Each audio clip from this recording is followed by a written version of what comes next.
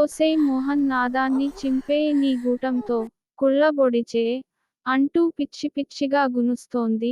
నేను ఒక్క స్ట్రోక్ తో ఆమెలో దిగబడ్డాను. అబ్బా ఎంత సమ్మగా దిగింది మోహన్. మొదట్లోనే స్పీడ్ గా స్ట్రోక్స్ ఇవ్వడం మొదలెట్టాను. నా మొడ్డ కసా కసా దిగబడుతోంది ఆమె పూకులో.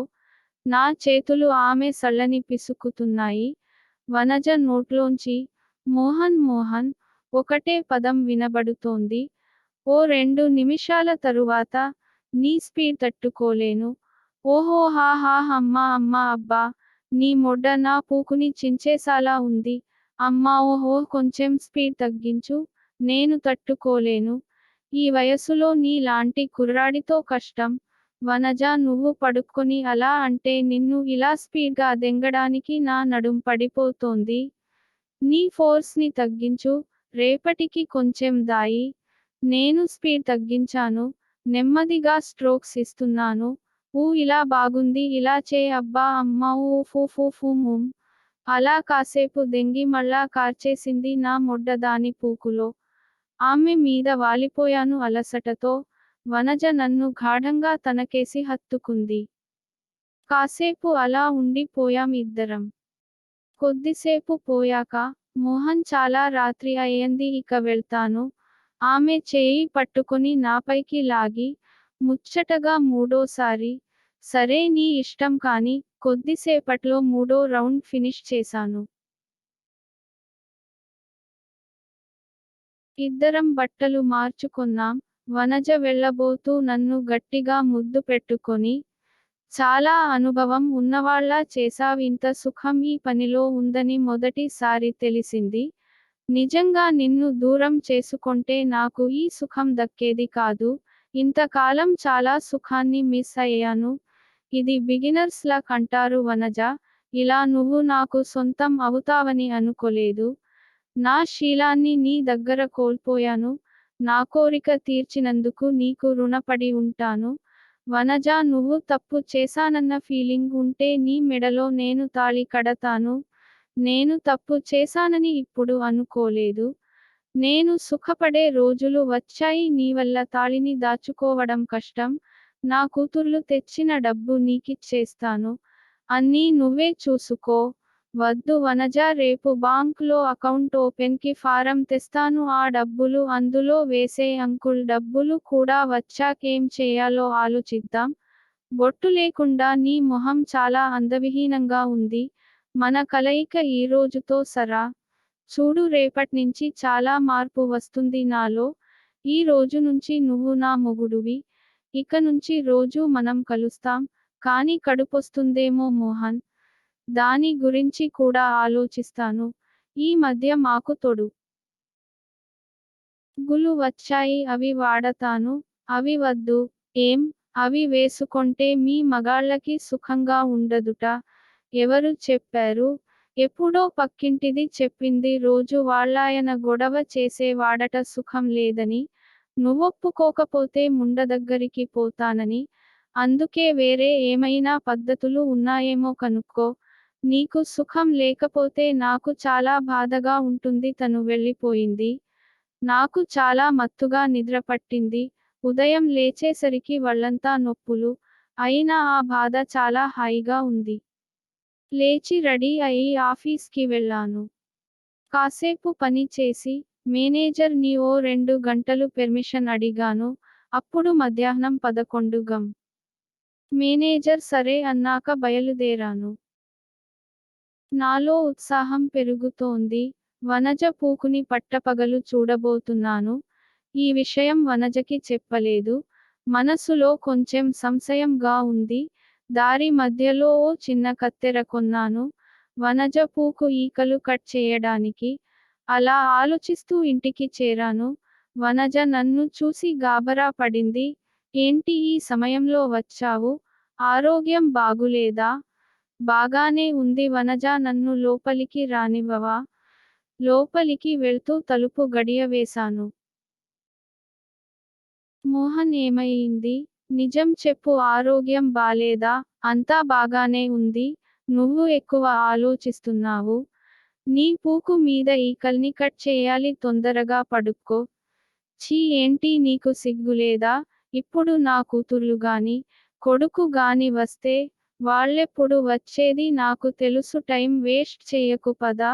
వనజ సిగ్గు పడుతూ నేలపైని పడుక్కుంది. చీరని పైకెత్తు వనజ. ఛీ పట్టపగలు నాకు సిగ్గుగా ఉంది. వనజ నాకు కోపం తెప్పించకు తొందరగా చీరెత్తు. నేను దువ్వెన పట్టుకొని వస్తాను. నేను దువ్వెన ఒక పేపరు పట్టుకొని వచ్చాను. వనజ కళ్ళు మూసుకొని పడుక్కొని ఉంది. వనజ నీకే చీరెత్తు టైం ఎక్కువ లేదు. వనజ నెమ్మదిగా తన చీరని పైకెత్తింది. నా బంగారు పూకు కనబడలేదు ఆ కీకారణ్యం మధ్య. ఆమె దగ్గరగా కూర్చొని ఆమె కాళ్ళని ముడుకుల దగ్గర మడిచాను. తన 2 చేతుల్తో తన పూకుని కప్పేసింది. చాలా చికాకు పెడుతున్నావు వనజ. రాత్రి దెంగించుకున్నప్పుడు లేదా సిగ్గు? అని బలవంతంగా ఆమె చేతుల్ని తీశాను. ఆమె పిర్రల్ని ఎత్తి ఓ పేపర్ పెట్టి పూకు ఈకల్ని దువ్వెనతో దువ్వి సరిచేసి, నెమ్మదిగా కటింగ్ మొదలెట్టాను. ఓ 5ని మొత్తం ఈకల్ని ట్రిమ్ చేశాను. ఇప్పుడు చాలా క్లియర్ గా కనబడింది.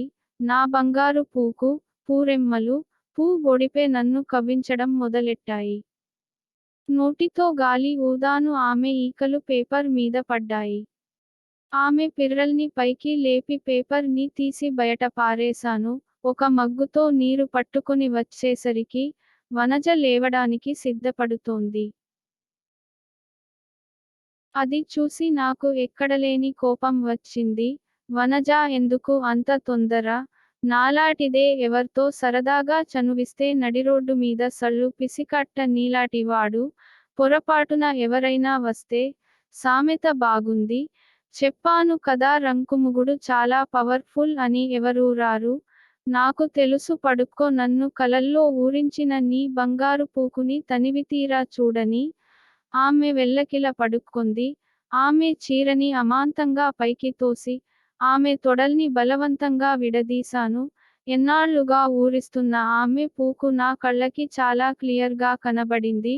పూరంధ్రం ఎర్రగా నన్ను వెర్రెక్కించింది. నేను ఆగలేకపోయాను.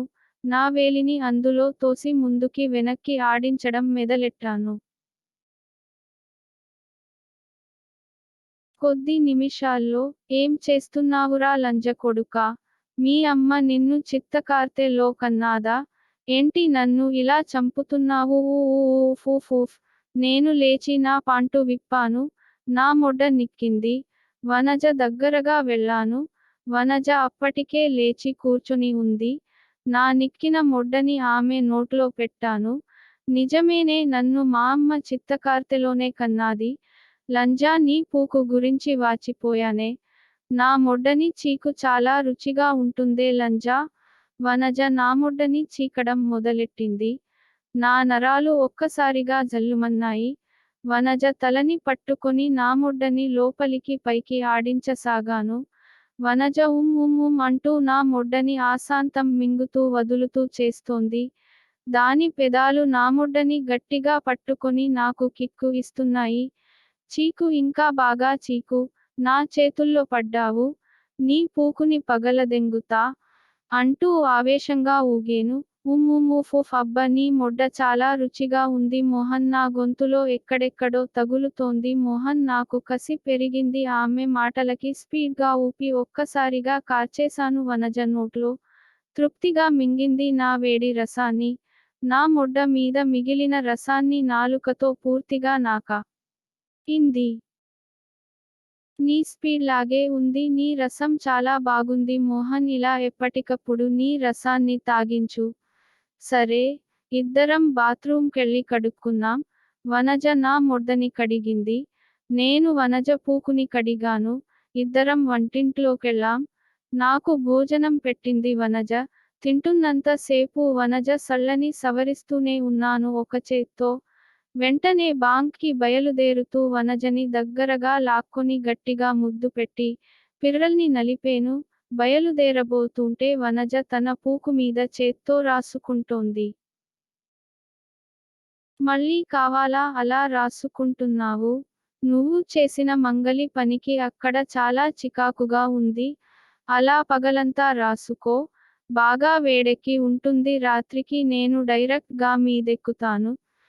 ఛీ పో అస్తమాను చేయి అక్కడ పెట్టడానికి సిగ్గుతో చస్తున్నాను. పిల్లలు వచ్చాక చాలా ఇబ్బందిగా ఉంటుంది. నేను నవ్వుకుంటూ వెళ్ళిపోయాను. ఆ రోజు వేగంగా బయలుదేరి హాస్పిటల్ కి వెళ్లి డాక్టర్ ని కలిశాను. ఒక 6 నెలలకి సరిపడా మాత్రలు ఇచ్చి, ఎలా వాడాలో చెప్పింది. అయిపోగానే మళ్ళీ కావాలంటే ఇస్తాను అని